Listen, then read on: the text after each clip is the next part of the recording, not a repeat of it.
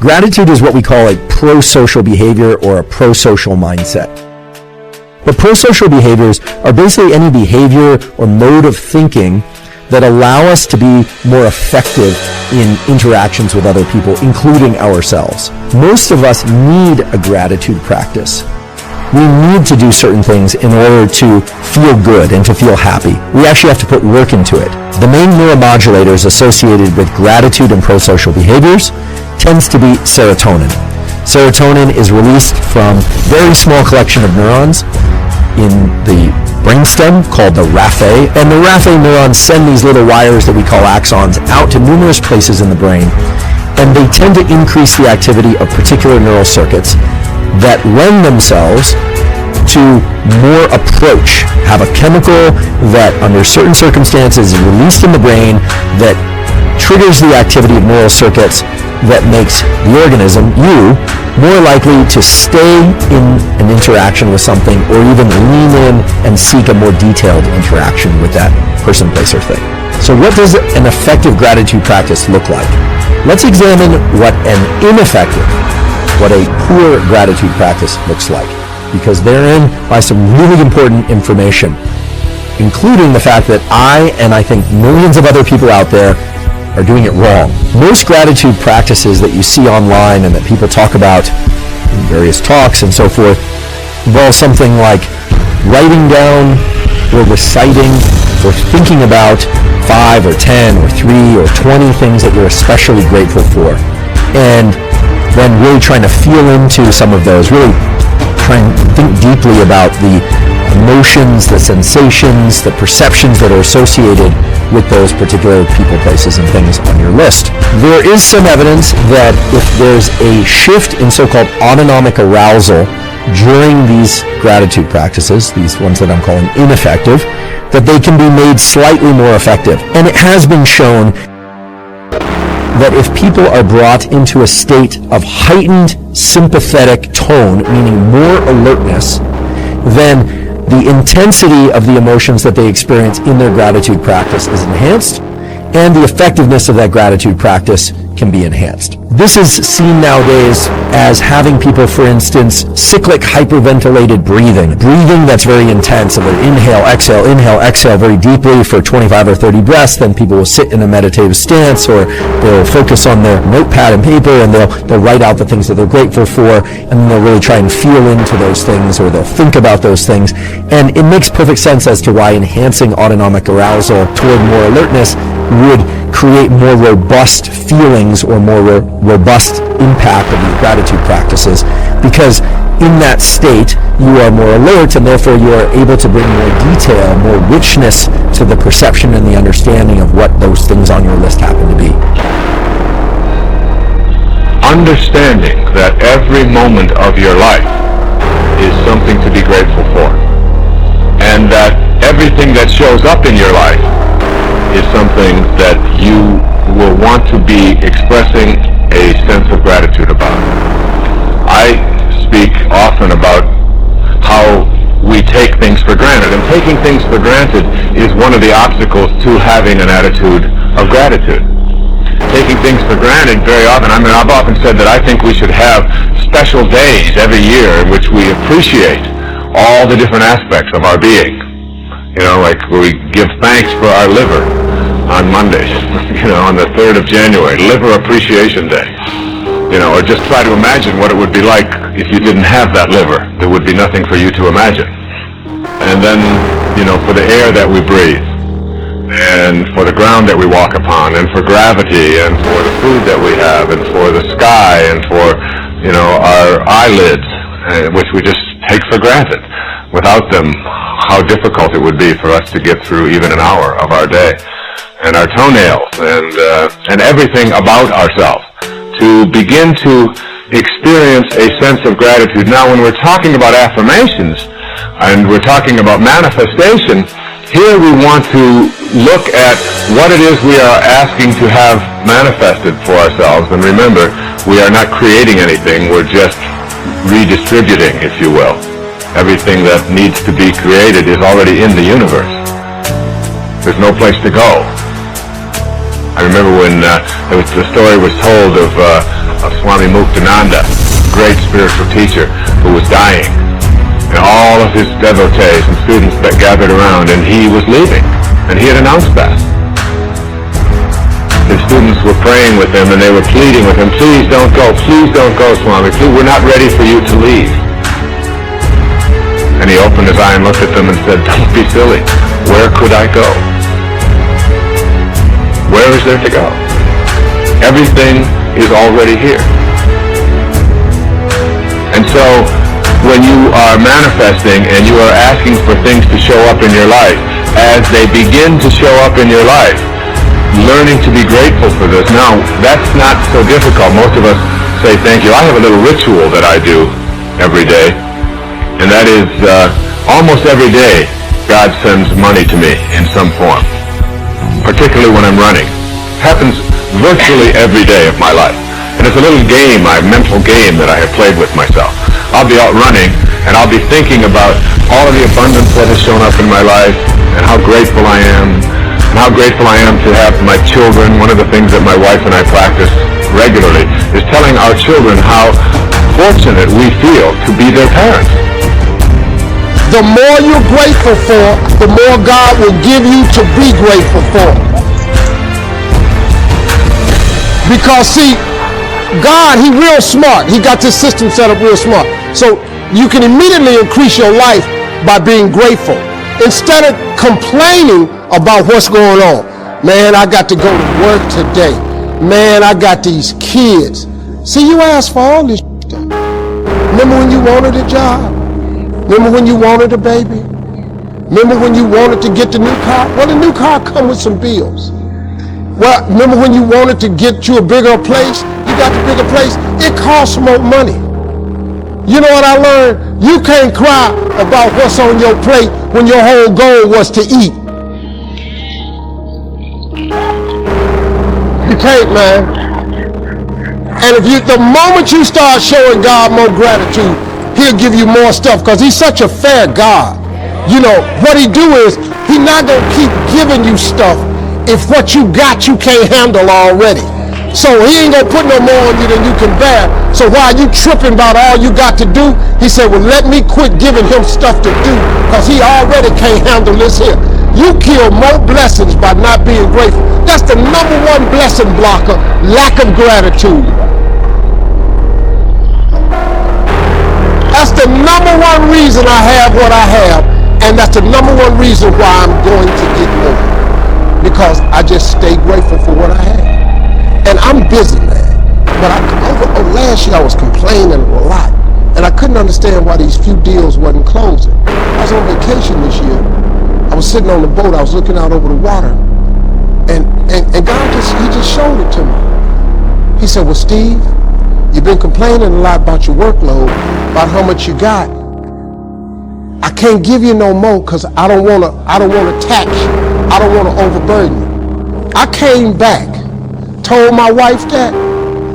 We finished up the vacation. I came back. I changed everything. I wake up every morning with nothing but gratitude, and I became more efficient. And I'm telling you right now, 2 of them deals, I signed one yesterday because I figured it out. The cool thing about it is, it don't take God a long time to bless you. He starts immediately, man. Listen to me, y'all.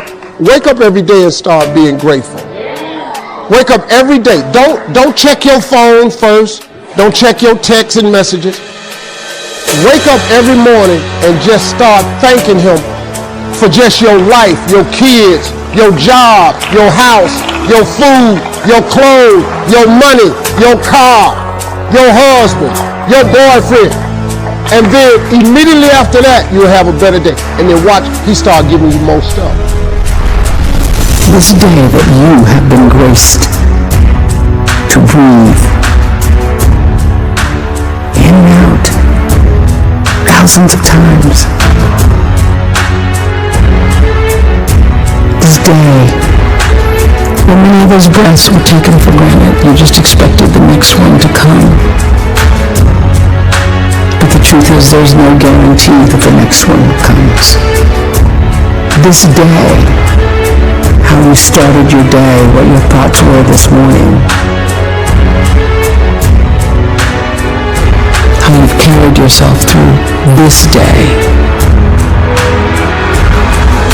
how you've been allowed to have encounters and experiences, some challenging, some more life-enhancing,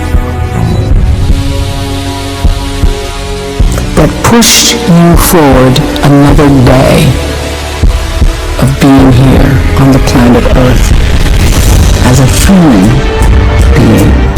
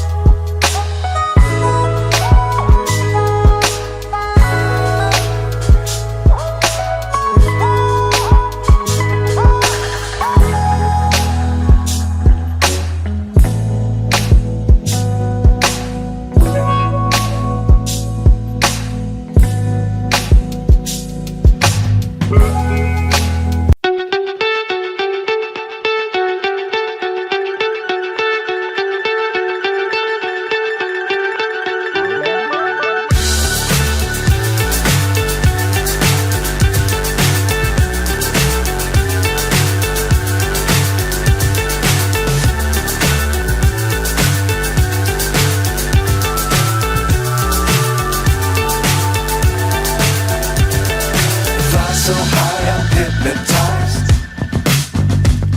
What's up is down, what's left is right.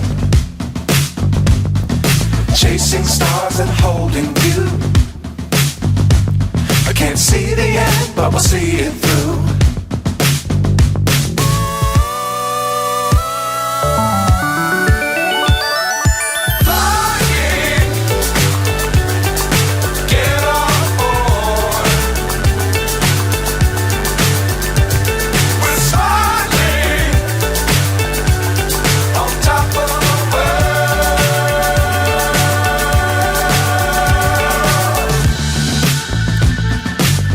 Times don't fly too high.